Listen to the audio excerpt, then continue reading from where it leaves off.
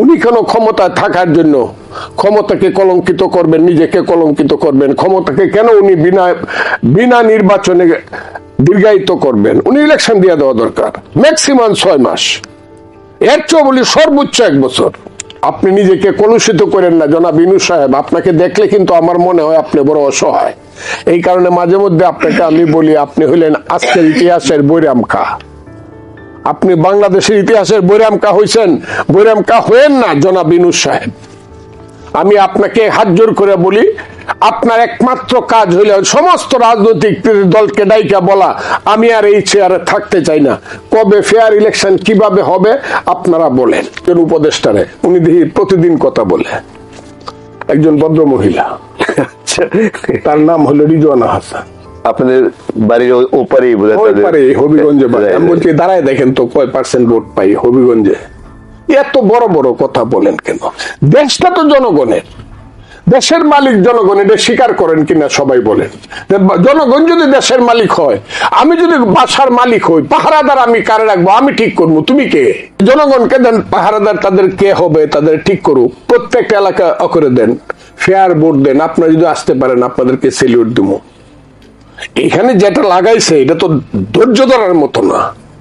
আমি তো জানি বাংলাদেশের কার কয় % জনপ্রিয়তা আছে, কোন দলের কয় % আছে, সবাই জানে। আমি কেন, সবাই জানে। এত বড় বড় কথা বলার অর্থ নাই তো। কাজে আমি মনে করি এই দেশের একমাত্র পথ হইল খুব সুষ্ঠুভাবে একটা ইলেকশন করা, এবং আমাদের যে যার উপরে ভরসা করে একটা তত্ত্বাবধায়ক বা অন্তর্বর্তীকালীন সরকার হইছে, ওনাকে সম্মান সহকারে বিদায় করা। সমন্বয়কদের প্রধান নেতা বক্তৃতা করে বলে যে আন্দোলনের ব্যানগার্ড হইল ইসলামী ছাত্র শিবির। দুইটার মধ্যে আমার কাছে মিল খায় না। আমার কাছে মনে হয় আমি যেন একটা ব্লাফ খাইছি। আমার এই 77 বছরের জীবনে আমি যেন একটা ব্লাফ খাইলাম এই আন্দোলনে। ওনারা যা করতে চায়, মুক্তিযুদ্ধ রাখবো না, 47 হলে ওনাদের কাছে মুক্তিযুদ্ধ, আর 24 এখানে 71 তাদের কাছে বাতুলতা। It is a separation war. আমি দেখলাম একটা ছেলে ইংরেজিতে বললো, এটা it is a separation war, war of separation. দুই ভাইয়ে ভাইয়ে বাড়ি নিয়ে ভাগাভাগি হয়েছে। এটা হলো তাদের কাছে 71-এর মুখে এটাও থাকবে, তবে 24 আর 47 থাকবে। এই যে মুক্তিযুদ্ধ, এটা আমি পরে বলবো। ওই 71-এর মুক্তিযুদ্ধকে বাদ দিলে, একটা বাচ্চাকে রেখে তার মাকে যেমন বাদ দেওয়া, নির্বাসনে পাঠাইয়া দেওয়া, বাচ্চাটা বাঁচবে না, ঠিক তেমনি মুক্তিযুদ্ধ হলো বাংলাদেশের মা। মুক্তিযুদ্ধের পেট ছিঁড়েই বাংলাদেশ হয়েছে। যুদ্ধ করছি আমি, রক্তাক্ত হয়েছি, ভাগ্নেটা পাশে থেকে পড়ে গেছে, লাভ পাইরা উঠে কইছে মামা চইলা গেলাম, মা রে তুমি দেখো, মা পাগল হয়ে মরছে। সেই তো মুক্তিযুদ্ধ। আমার সেই ভাগ্নার রক্ত বৃথা গেছে। আমার কথাটা খুব ক্লিয়ার। আজকে আমি ভয় পাই না, কিন্তু আমি দিতে চাই না ভাগ্না কোন স্লোগানটা মুখে নিয়ে মারা গেছে সেটা আমি জানি, সেটা বলতে চাই না। আজকে বাংলাদেশে সবকিছু যেন এখন যে ধরনের কথা হয়, অবাক কাণ্ড। একটা দল বলতেছে এখন আইসা, এখন তো দেখি সবকিছু তাদের জন্য এই দেশটা সৃষ্টি হয়েছে। তারা বলতেছে সেনাবাহিনী দেশপ্রেমিক, আর আমরা হইলাম দল হিসাবে দেশপ্রেমিক। এর চেয়ে তো আমার মরণ ভালো। তাহলে আমরা সব দেশদ্রোহী, আমরা সব দেশদ্রোহী। আমি ফজলুর রহমান, জীবনে দুধের মাঝে ময়লা আছে। আমি যে কোনো দলের যে কোনো নেতা এবং কর্মীকে চ্যালেঞ্জ করছি, ফজলুর রহমানের একটা জীবন গড়ো।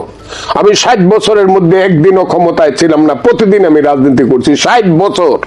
তোর যখন জন্ম হয় না, এই যে যারা বলে ধরেন জামাতের আমির, সেও আমার চেয়ে 5 বছরের ছোট। আমি যখন সিলেটে গেছি দেখছি মান্নার পাশে পাশে সে দৌড়ায়, জাসদের কর্মী। সে তখন বৈজ্ঞানিক সমাজতন্ত্রের স্লোগান দেয়। কাজে সে যখন বলে বা তারা, উনি যখন বলেন বা তারা যখন বলেন, তারাই দেশপ্রেমিক, আর আমরা কি দেশদ্রোহী নাকি? এই দেশ কি তাদের কি ভূমিকা ছিল? তাদের ভূমিকা তো ছিল, এখন অস্বীকার করতে পারে তারা, কিন্তু সূর্য যেমন সত্য, চন্দ্র যেমন সত্য, পৃথিবী যেমন সত্য, তার স্রষ্টা আল্লাহ যেমন সত্য, এইটাই সত্য যে 71 সনে জামাতে ইসলামরা আলবদর সৃষ্টি করে দেশের বুদ্ধিজীবী হত্যা করছে। 71 সনের ভূমিকা ছিল তাদের দেশের বিরুদ্ধে, দেশের মানুষের বিরুদ্ধে।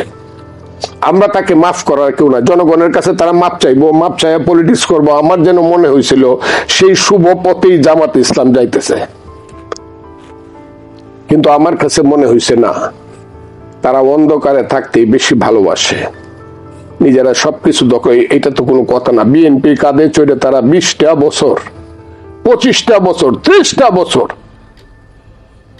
বিএনপি কাঁধে চড়ে তারা নিজেদেরকে সংগঠিত করছে, নিজেদেরকে সেফ করছে, নিজেদেরকে আড়াল করছে।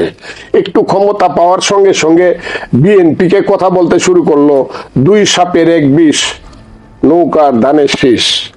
আমরা 1 লুটেরার বদলে আর 1 লুটেরা চাই না, আমরা হয়ে গেলাম লুটেরা, বিএনপির আমরা লুটেরা হয়ে গেলাম। আর তোমরা যারা ব্যাংক দখল করলা, যারা বিশ্ববিদ্যালয় দখল করলা, তারা হয়ে গেল বাংলাদেশের সবচেয়ে দেশপ্রেমিক।